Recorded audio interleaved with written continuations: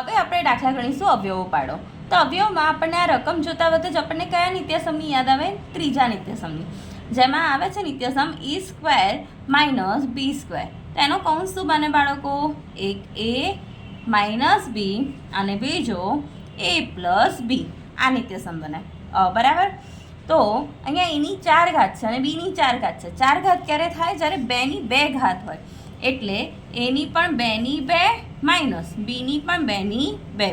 માટે આનો કૌંસ એક બનશે a square minus b square અને બીજો બનશે a square plus b square. હવે બાળકો પાછું જો આ નિત્યસમ મુજબ આ રીતના અવયવ પડશે.